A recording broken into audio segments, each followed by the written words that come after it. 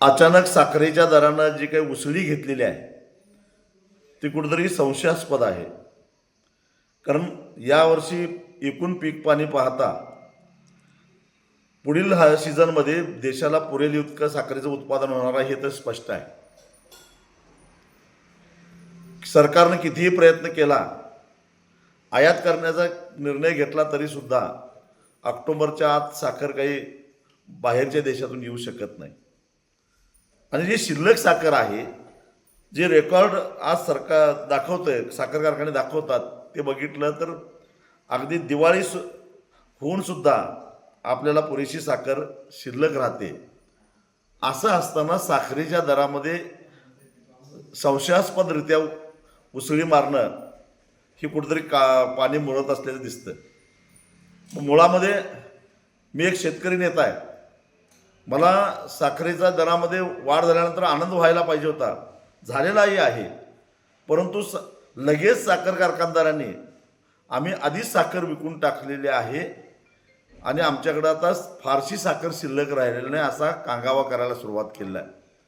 याचाच अर्थ असा होतो की कुठेतरी साखरेचे दर पुढच्या 2 महिन्यामध्ये वाढवायचे आधीच ठरलेलं होतं आणि त्यामुळं व्यापाऱ्यांनी कमी दरामध्ये साखर विकत घेऊन तिथंच साखर कारखान्याच्या गोडाऊनमध्ये ठेवून दिलेली आहे.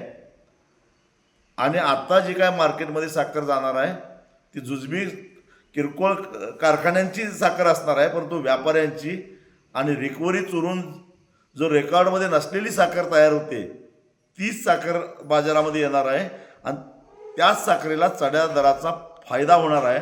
म्हणजे हे पैसे रिकव्हरी चुरून काळा पैसा तयार करणाऱ्या कारखानदारांच्या घशात जाणार आहेत, व्यापाऱ्यांच्या घशात जाणार आहेत. खरं तर हे साखरेचे दर बघितले तर आता प्रत्येक साखर कारखान्यानं टनाला 500 रुपये दुसरा हप्ता द्यायला पाहिजे असे हे दर आहेत. मला माहीत आहे की आधीची साखर कमी दराने विकलेली असली तरी सुद्धा शिल्लक साखरेला मिळणारा दर जर संपूर्ण वर्षभराच्या गाळप झालेल्या ऊसावर विभागला तरी सुद्धा 400 ते 500 रुपये आरामात ऊस उत्पादक द्यायला काय अडचण नाही. परंतु लगेच आता कांगावा सुरू होणार आहे की आम्ही काही देऊ शकत नाही कारण आमची साखर आधीच विकून ठेवलेली आहे.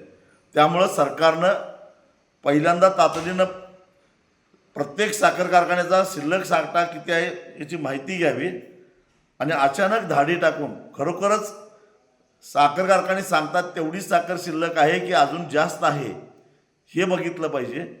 आणि आता अचानक साखर कारखाने साखरेची जी वाहतूक होते ते वाहतूक होत असताना ते ट्रकसुद्धा तपासले पाहिजेत की खरोखरच त्यांच्याकडे पावत्या आहेत का, बिनपावतीच्या GST चुकवलेले ही साखर मार्केटमध्ये फिरालेल्या हे सुद्धा तपासलं पाहिजे.